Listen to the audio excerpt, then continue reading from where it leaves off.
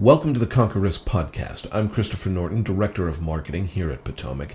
Today, we're going to talk about social media. Now, this isn't a tips and tricks episode. We want to go a little bit deeper when it comes to social media and ask the big question, is it a waste of time? Now, I will admit that I have always appreciated the community that we have on social media in this industry for years. I have always enjoyed that, and even more so during a pandemic when we're not going to conferences, we're not getting an opportunity to see people, being able to connect with people that you know and even meeting new people online is fantastic.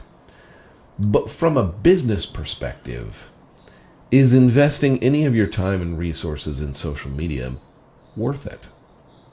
So we're going to look at this from a number of different perspectives. We're going to talk to marketing people. We're going to talk to advisors. We're going to talk to people outside the industry and get their perception, get their take on it, hear what they think is valuable and what they think isn't, and hopefully walk away from this with a better perspective on the value of social media. So with that, I'm excited to welcome my first guest, Zach McDonald, the President and Chief Marketing Officer at Three Crowns. Zach, welcome to the podcast. Thank you very much. Good to be here, Christopher. So I know that you obviously have considerable experience with marketing, but you're newer to the social media side of the financial universe. So tell me a little bit about your background, and then we'll jump into it. Yeah, so I was part of a team that started Mineral Interactive about 5 years ago, a digital agency for financial advisors, and then we were acquired by Carson Group. So spent a couple of years with them running the content team and then advertising, and joined Three Crowns with Johnny here back in July. So kind of new at this point, but familiar terrain overall. Outstanding. Well, this may be the shortest podcast we've ever done. Given your background and experience working on the agency side with our audience, but focusing more on web development, content creation, ads, and less on social media, in your opinion, is social media a giant waste of time and we're just done? End podcast? Well, I mean,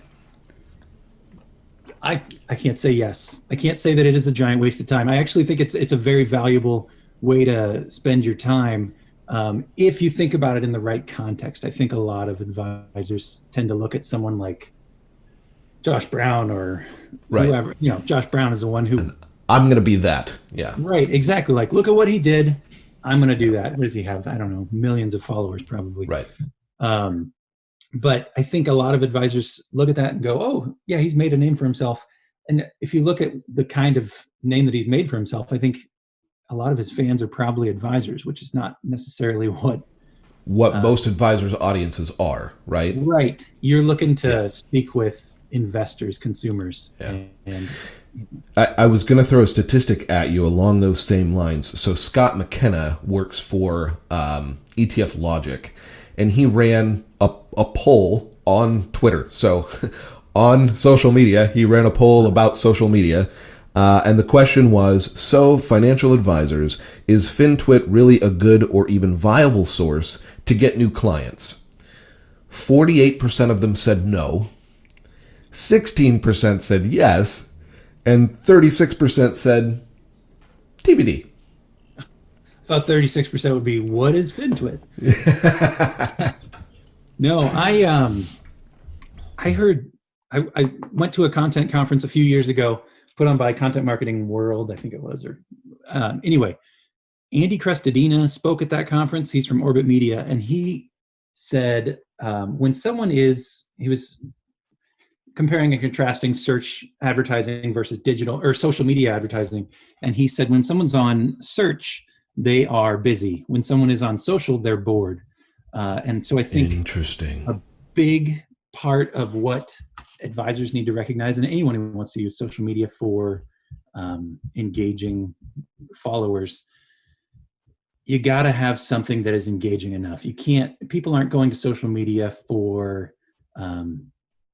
to take care of their real world problems. They're going to social media to take a step back from their real world problems most of the time. So if I log into... That's a great point. Yeah, if I log into Facebook or Twitter and I get somebody who's like, hey, remember the fact that you don't have a retirement plan? We can talk about that right now. I don't want to think about that. No, I'm here to laugh at a cat. Leave me alone. Exactly. I need 10 minutes off from work, So if you're going to spend time on social media, I think the goal should be get your name known, get familiar with some people, so maybe you connect with people because it's a social platform, but don't think of it as your next keynote opportunity, because your white paper probably isn't going to get the level of engagement you were hoping for when it's sandwiched in between a Star Wars meme and a video of a kid hitting his dad with a baseball bat by accident. Yeah, absolutely. And that's why, my main part of experience here is with social media advertising. And so when we're doing social media advertising, I think a big part of it is, well, don't point people to your homepage, but point them to a blog or an ebook or whatever. But build your following and start targeting and retargeting rather than like, hey, this is the first time we met. We should work together, that kind of thing. That's a good point. But like any other relationship that you're building, you don't jump to the close. You make an introduction, you share your expertise, you add some value and say, okay, now maybe there's an opportunity for us to work together. Just this week, I got a connection request from an advisor on LinkedIn. I get a lot of connection requests from advisors on LinkedIn. And as soon as I hit accept, I got an automatic sales pitch. Yeah. And ended up writing a blog about that. I think that was last week actually, but and it's just, I'm not logging onto LinkedIn thinking about my real world problems. I'm logging onto LinkedIn thinking about, I'm kind of bored and could use a break here. Awesome. Well, Zach, thank you so much for taking the time to share your insight on this. I appreciate your perspective. Thanks, man. Thanks for having me on. Thank you. Good to talk to you. My next guest is known as much for her bad takes on chicken wings as her expertise. Courtney McQuade, welcome to the Conquer Risk podcast. Thanks so much for having me, Christopher. It is genuinely a pleasure. I wanted to give you an opportunity to tell people a little bit about what you do, because I think the work that you're involved in has such a unique perspective on advisor social media right now. Yes, well, I'm with Integrated Partners and I work on the external Marcom side of that. So we're building out the digital strategy for the firm as an RIA, a hybrid RIA. And then I also consult with Citywire, which has Citywire RIA magazine. So I am working with a lot of RIAs on both sides of what I do. And I do see a lot of different types of use of social media out there. Yeah, I can truly imagine. We were speaking earlier about how one thing that's important for advisors to keep in mind about social media is why people are there. I've had such a great time on FinTwit over the last few years, actually watching relationships build and grow. I'll never forget the time I saw Josh Brown interviewing Tyrone Ross, and I think it was Bryant Park. They're sitting at like a folding table in New York City, and it was the first time I ever saw Tyrone and got to know him. I think he had a couple followers on Twitter at the time. And now, it's just great to see the way he's grown and that friendship's grown. I watched Taylor Schulte and Justin Castelli build a friendship. A guy, here's a guy in Southern California and a guy in Fishers, Indiana. And they built this amazing advisors growth community. And then just a lot of the amazing women in finance that I've gotten to meet. I've learned a lot. I've met a lot of great people. There's great discussions. People don't always agree with each other, but that's okay. I think it's a great place to share your perspective. I think this shift in mindset from looking at social media strictly as a prospecting tool and more of a community opportunity to share insight, learn from others, share that then with your clients and your prospects. It can be a way to grow your business, but it's Absolutely. not strictly it's not a billboard or a soapbox to stand on with one-way communication. It is by its very nature social. Social media, is just that. It's social. And, even with any social media strategy, that is a common mistake I see advisors make when they are trying to build their brand or even share valuable information for prospects and clients. I call that selfish posting. You can't just post and disappear. You have to get in there and engage and be social. It's like going to a networking event. I always tell people that I'm working with, try and think about it in a real life situation. You wouldn't go into a networking event, drop your business cards or a flyer and walk out and ignore everybody, right? You would chat, you would meet people, you would ask them about themselves too. It's not a one-way street. It's an online social engagement. And I think that gets back to sort of the core of the question of why we're doing this podcast, which is social media a waste of time? So how do you strike that balance between I wanna share meaningful content about who I am and what my convictions are, and I want to be social with people, and I don't want that to be my whole day every day. Right. So how do you tell people how to strike that balance? That's a great question.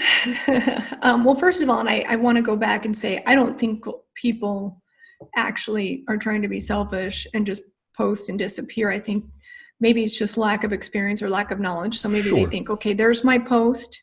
Maybe it's new to them. It's a little bit stressful. There's a lot of vulnerable and awkward feelings that go with posting, especially when you're brand new. Right. I get that. That feeling is totally normal. And also, you're busy. So maybe they post and they think, okay, I'm done now. I can finish my client meetings and feed my kids and everything else that I have to do. And one person that said it best is the amazing Winnie Sun. She's a financial advisor down in Southern California. She's built an amazing following for herself, and she has 3 kids. And I said to her once, Winnie, how do you do it? It's because it's very authentic. People are not posting for her. She makes sure that she checks her social media morning, noon, and night just for about 10 minutes. Checks her notifications, scrolls her feed, comments, engages, and contributes. And if you think of it that way, it really doesn't take that much time. Well, Courtney, thank you so much for joining us on the podcast today and sharing your very unique perspective on social media for advisors. Thanks for having me. My next guest has personally been a part of my career since pretty much the beginning. Liv Gagnon, welcome to the Conquer Risk podcast. We've known each other for it's closer to a decade than not a decade at this point. We'll go with that. To double down on my initial question for this podcast, is it a good use of time? I always like to say, if you're investing in things like marketing and advertising and PR, anything having to do with building your brand and your recognition, but you're not doing social media, it's similar to if you spent the time going out and making all of these new friends, you invite them over for a dinner party, and then when they get to your house, you lock the door, shut the lights off, and go hide in the bedroom. You've done all of that work, and when people have finally come to have a conversation with you, you're nowhere to be found. Yeah. That's a really interesting perspective. So if you think about it from a sales and a growth perspective, it's maybe not where the conversation begins, but it may be where it ends. So if you're doing other marketing efforts, but you're nowhere to be found on social media, then the work that you just did is going to benefit the other person who was there and closed that business because they were around to be talked to. Right, they're a person. I think social media takes you from being a brand to being a person. And we know in marketing that something like 80 something percent of consumers buy into companies and brands that they feel are honest and human. And that's something that we all need to consider, because if you're using social media, but you're just using it like a billboard, you're not going to give that sense of two people interacting in a social environment.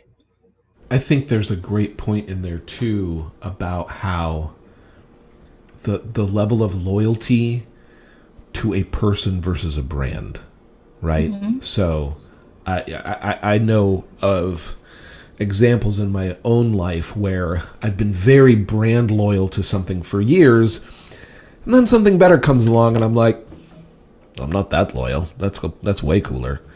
Mm-hmm. But if it's a person, that's a relationship that I've built, and I'm going to be far more likely to stay loyal to a person than I am to any brand. When I work with companies and we go through the process of creating their branding, and I'm not just talking about logo, website, but I'm talking about really who they are, the messaging behind their brand, how they want to present themselves. We do it from the standpoint of their client, right? We tell their client's story. And in doing that, there's a sense of empathy that you can incorporate into your brand that brings across that word authenticity, but it creates a human element. You're now like two humans talking about the struggles of the client that you hope to have, and that just completely changes the narrative of a brand. And that's exactly what you need to do on social. That's very well said. Well, this has been insightful as always, Liv. Thank you so much for joining us on the podcast today. Absolutely. Thanks for having me. My next guest is Michael Policar, who is actually a financial advisor. Well, thanks so much for having me. I really appreciate the invite to come talk with you and speak with your audience too. I'm honored to have you on the podcast as someone with your presence on social media as an advisor, which I'll state for the record, an advisor that doesn't work with Potomac. Is social media valuable, or is it a waste of time for your practice? Yes. Yes. How's that for an answer? Yes. Just yes. It's a waste. Thanks for joining us today, everybody. We're out. It's a waste of time, but it's also valuable. And it depends on how you use it. It depends on what you're looking for, what you're trying to get out of it, and what your game plan is. Admittedly, my game plan has shifted and is different channel by channel. So if I'm on Facebook, which I had largely been on for personal reasons for many years, I'm talking to a different audience than I'm talking to when I'm on LinkedIn, and a different audience than when I'm on Twitter. That's a valuable point that you bring up. Saying social media is probably a little bit unfair, because social media as a catch-all is like saying communication. Like, it could be a lot of different things. Social media is 3 to 5 platforms, each with their own style of communication and probably audience. Agreed. Yeah, and each one, at least for me in my experience, is unique, should be treated uniquely, and the messaging and all of that interaction engagement, I think, needs to be specific to that platform. Where have you found the most value, and why is it still somewhat of a waste of time? Well, let me answer those in reverse order. It's a waste of time because you can spend, hours upon hours on those apps. Now, where is the value coming from? I think it's a combination of LinkedIn and Twitter. If we're talking strictly dollars and cents flowing to my business as a financial planner, a financial advisor, I don't know if I'm allowed to say planner, whatever. From that perspective, LinkedIn has been the best. I've had people who have connected with me on there. I've done a lot of professional networking, but there it's more of a give. I'm helping people. I'm saying, look, I have whatever, 1,500 people, 1,300 people in my network, and I'm happy to connect you with any of them. That's kind of the role that LinkedIn plays. But I've had people on LinkedIn reach out, say, hey, I've listened to your podcast. I have these 4 questions about my X, Y, and Z, whatever it is. It's usually employee benefits related, maybe because that's the kind of niche I focus on. And yes, I say niche, so we're going to just have to go with that. Twitter for me is honestly, it's more of a take. Hopefully what I tweet and share and engage with people over is valuable to them. That's ideal. But I'm impressed every single day with the access to different people that I have on there, the access of diverse ideas and thoughts. I think that's an important point, that there is more to be had from social media than just new business opportunities. The chance to learn, to gather materials that help you in your business, that can in turn enrich the experience you have with your clients as well as just your own professional experience, I think is of value. I think so. And I think this day and age, especially for somebody like me who has a growing business, I guess I would say, I'm not at this level of whatever that I aspire to be at some point. So I'm certainly in the growth phase. I'm not brand new, but I'm also not, this grizzled vet. I think you have to have a social presence. Find one platform, learn learn what you want to get out of it, game plan, and then, go and make that happen. It's the same thing that we do for our clients. Where do you want to end up? How do you want to get there? Like, what's the comfortable way of getting there? What do we have to do that's uncomfortable to get there? And how are we going to use what is inherent to LinkedIn, what is inherent to Facebook, what is inherent to Twitter to accomplish that? So like I said, I'm very Twitter focused, as like FinTwit and other people in and around the finance industry. That's probably not as much the case. In fact, I went through a period of probably 5 years where I wouldn't accept LinkedIn connection requests from people in the finance industry because I wanted to keep it separate. Sure. But I would say if somebody hasn't taken that leap yet, pick one, figure out the positives and negatives of it. Also lower your expectations for what you think you're going to get out of it. Because if somebody says, oh yeah, we're going to go use Facebook, we're going to buy some ads, we're going to do this, we're going to do that, and we're going to have all these leads and business and whatnot, that you probably won't.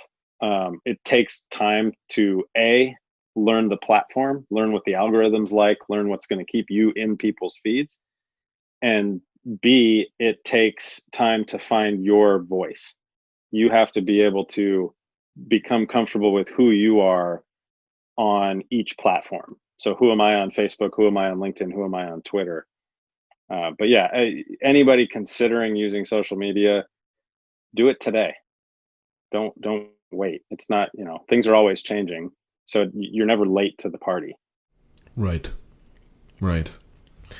Well, I appreciate the openness and candor of your perspective as an advisor, and where you have found value and where it becomes a little bit of a black hole from a time perspective. But thank you so much for joining the podcast today and sharing your insight. No, the pleasure was mine, and I appreciate the invite to come on and ramble. Anytime. Awesome. Thank you so much. Joining us now is potentially one of the most beloved members of the financial social media hemisphere, and that is of particular merit as she is not actually in finance. Chef Lauren, welcome to the Conquer Risk podcast. Hello. Thank you. I'm so excited that you're here. For those in our audience that are just meeting you, tell us a little bit about your background and what you do. Okay. Hello, everybody. For those of you that don't know me, I am a chef by trade and spirit, so I like to say. And I'm currently an in-home personal chef. And I go into people's homes and meal prep and do cooking classes and dinner date nights and all sorts of things of that nature. Awesome. How in the world did you get so plugged into, particularly FinTwit, but the wider financial social media world? So it's kind of taken off, but I would say initially one of my closest and best friends, Tyrone Ross, is pretty in depth into the FinTwit world himself. So he has welcomed me into that world, and it's kind of just taken off from there. And people have been like super inviting and super nice to me, and just kind of, ingratiated me with the name of FinTwit's chef, which I am super, super grateful for. It's an interesting sort of cascading story that has been told over this podcast. I was talking with Courtney McQuade earlier about how just the relationship development in social media is so cool to see. And she remembered Josh Brown interviewing Tyrone early on when he didn't have a very big social media presence, and now he does. And Tyrone introducing you into the financial social media world, and now having seen your presence grow to the level that it is. It really is cool to see how social media can create opportunity for people to connect with groups that they otherwise wouldn't know at all. It's true. I mean, I'm very chef oriented and I follow chefs on every other platform, but I'm like, let me use Twitter for something different. And I chose finance due to Tyrone. And now like, it just kind of, it's crazy. Almost all my followers are in that network, which is pretty cool. Well, and that's a really interesting point that I want to touch on. Michael Policar, who I spoke with earlier, made a comment off camera that there is probably chef twit or chef social media out there somewhere that none of us know, that you're probably super plugged into, but you have made an effort to be plugged into this and what we're doing here in the financial world. And that's, I think, a lesson that advisors can take away, because one of the biggest criticisms I hear of social media is that it can just sort of become an echo chamber. If you've got the same people talking about the same things over and over and over again, and that can be true, but by choice. If you're only following this small group, and you sort of stepped out and got plugged into this new world, and that's had like a genuine impact on your business, if I understand correctly, that you have had an opportunity to work with people because of how you're plugged into social media. It's true. I mean, that is very true. And I'm super grateful for that. So, I mean, I've cooked for quite a few of the members of Financial Twitter. I've been asked to do different podcasts. I've done some Zoom cooking classes, things like that. So a lot of opportunities have come my way due to that. And I feel like you said, people do get stuck into what's comfortable to them and, Right. their lanes. And then, and look, I'm not going to go and give anybody financial advice or do anything like that, but like just going out of your lane a little bit to learn new things and to meet new people and to see what you can bring to them, because a lot of you need to eat your veggies. So I'm helping you. So what can I bring to your table, to help you guys? And I feel like it seems as though from the feedback that I'm getting that I'm starting to make an impact in that area, which is really pretty cool. And that's another excellent takeaway. You are adding value to our space. You're sharing things with us in our community that is relevant and enjoyable for us to be a part of. And that's something that I think advisors can do as they connect with other communities in social media that align with the types of people that they work with, the types of clients that they want to have. They can add value in that way and become part of those conversations and create opportunity for themselves. That's true. It's definitely true. And I think there's so many other, groups that are connected. I mean, everything's connected to money. And I also think everything's connected to food. So I do think that there's, we have two spaces there that we can integrate into other spaces very well, just based upon, what the knowledge that we have and the things that, everybody needs to eat, and money is pretty relevant in every area of life. So I just think that's definitely true and pretty amazing. I couldn't agree more, and I couldn't think of a better way to bring this podcast to a close. So thank you so much for taking some time out of your busy day to speak with us. And I will say this for the first time in my life, everyone, remember to eat your vegetables. That's awesome. Thank you so much. That will do it for this episode of the Conquer Risk podcast. We hope you found the conversations valuable. Don't forget to check out the show notes where we'll have links to all of our guests' profiles, and we'll see you back next week.